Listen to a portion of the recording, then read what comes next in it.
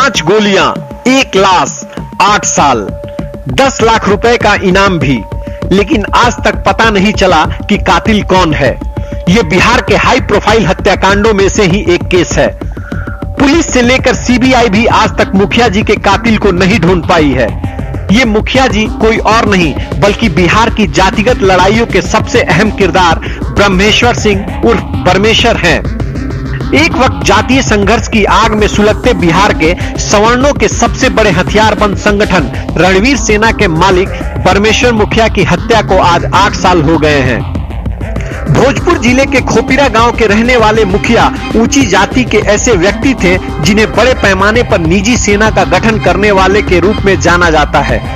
बिहार में नक्सली संगठनों और बड़े किसानों के बीच खूनी लड़ाई के दौर में एक वक्त ऐसा भी आया जब बड़े किसानों ने मुखिया के नेतृत्व में अपनी एक सेना बनाई थी। सितंबर 1994 में परमेश्वर मुखिया के नेतृत्व में जो संगठन बना उसे रणवीर सेना का नाम दिया गया। उस समय इस संगठन को भूमिहार किसानों की निजी सेना कहा जाता था। इस सेना की खूनी भिड़ंत अक्सर नक्सली संगठनों से हुआ करती थी। बाद में खून खराबा इतना बढ़ा कि राज्य सरकार ने इसे प्रतिबंधित कर दिया था। 90 के दशक में रणवीर सेना और नक्सली संगठनों ने एक दूसरे के खिलाफ बड़ी कार्रवाइयां भी की। इस लड़ाई में देश का सबसे बड़ा लक्ष्मणपुर बाथे नरसंहार भी हुआ। यह नरसंहार 1 दिसंबर 1997 को हुआ था, जिसमें 58 दलित मारे गए थे। इस घटना ने राष्ट्रीय स्तर पर बिहार की जातिगत समस्या को उजागर कर दिया था।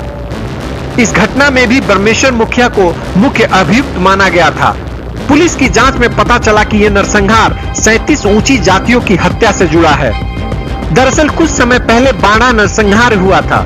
बाड़ा में नक्सली संगठनों ने ऊंची जाति के 37 लोगों को मारा था, जिसके जवाब में बाथे नरसंहार को अंजाम दिया गया। इसके अलावा मुखिया बथानी टोला नरसंहार में अभियुक्त थे। इसमें उन्हें 29 अगस्त 2002 को पटना के एग्जीबिशन रोड से गिरफ्तार किया गया। बिहार की पुलिस प्रशासन पर परमेश्वर मुखिया के समर्थन में काम करने के आरोप लगे। आपको बता दें कि बथानी टोला नरसंहार मामले की सुनवाई के दौरान पुलिस ने कहा कि मुखिया फरार है, जबकि मुखिया उस समय जेल में थे। इस मामले में मुखिया को फरार घोषित किए जाने के कारण सजा नहीं हुई और वो 8 जुलाई 2011 को रिहा हुए। बाद में बथानी टोला मामले में उन्हें हाई कोर्ट से जमानत मिल गई थी। 277 लोगों की हत्या से संबंधित 22 अलग अलग आपराधिक मामले नरसंहार में इन्हें अभियुक्त माना जाता था। इनमें से 16 मामलों में उन्हें साक्ष्य के अभाव में बरी कर दिया गया था। बाकी 6 मामले में ये जमानत पर थे। जब वो जेल से छूटे तो उन्होंने 5 मई 2012 को अखिल भारतीय राष्ट्रवादी किसान संगठन के नाम से संस्था बनाई। इसके 1 महीने के भीतर उन्हें दिन दहाड़े मार दिया गया। इस हाई प्रोफाइल मर्डर केस में कई बड़े लोगों का नाम सामने आया, लेकिन अभी तक यही पता नहीं चला कि ब्रह्मेश्वर मुखिया पर गोली चलाने वाले हमलावर कौन थे।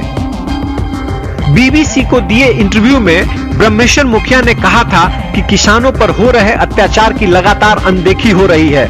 मुखिया का कहना था कि उन्होंने किसानों को बचाने के लिए संगठन बनाया था, लेकिन सरकार ने उन्हें निजी सेना चलाने वाला कहकर और उग्रवादी घोषित करके प्रताड़ित किया है।